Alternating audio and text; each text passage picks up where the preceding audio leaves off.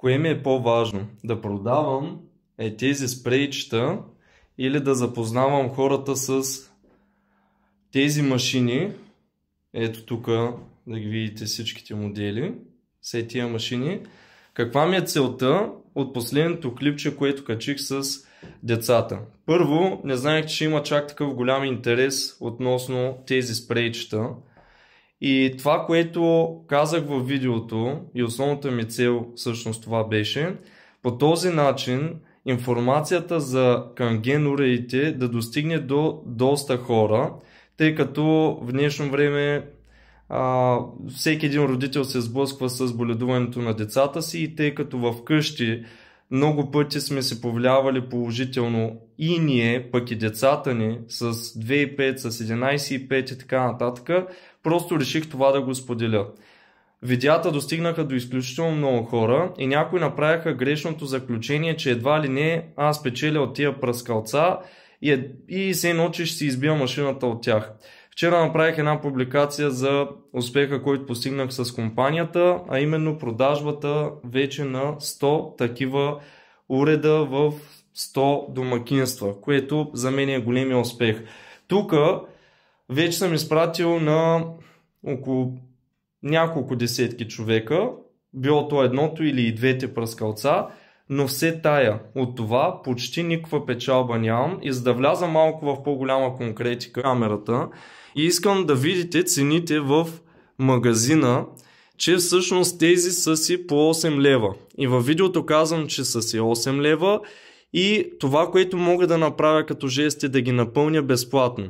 Тези, които се занимават с енаджи като бизнес, знаят, че печалбата от тия пръскалца е изключително минимална. И тъй като държа кой знае каква наличност от тях, защото не се изкупуват по десетки бройки по принцип, при стандартни условия, тези дни трябваше да се свържа с, не знам, почти всички колеги из България, за да мога да се снабдя с още такива черни пръскалца, защото моите свършиха. Както се досещате, всеки продава с някаква надценка. Аз знам колко ми за тези пръскалца.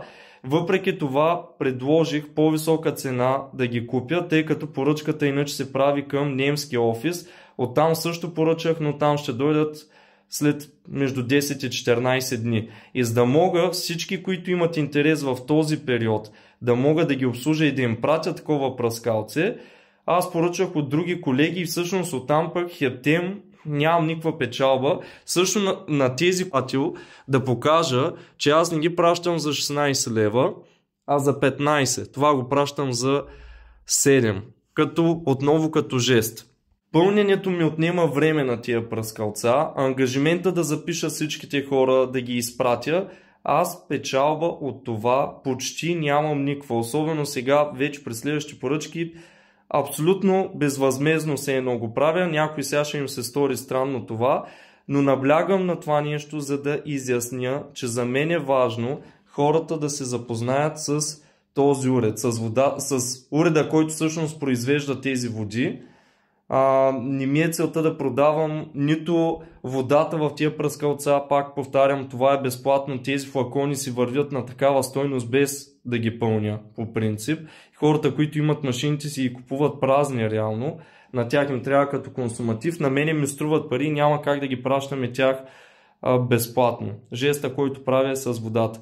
Така че целта ми хората да се запознаете ето с тези машини и да ги имате в къщи. Един, на когото вече съм изпратил тези пръскалца, може да потвърди, че съм му изпратил много подробна информация за самия уред, какво прави и защо е хубаво да го има в къщи. И просто се надявам, че с тези пръскалца покрай децата всеки ще усети някаква разлика, някаква промяна и ще се замисли да притежава този уред в къщи. Така че основната ми цел е хората да се запознаят с тази машина и различните модели, а не просто да продавам пръскалца, от които почти никаква печалба нямам. Даже ако включа времето, което съм отделил, за да обслужа всички, които са им писали, нямам никаква печалба. Загуба на време е, ако гледам от тази страна на нещата, но аз гледам ето от тази страна на нещата.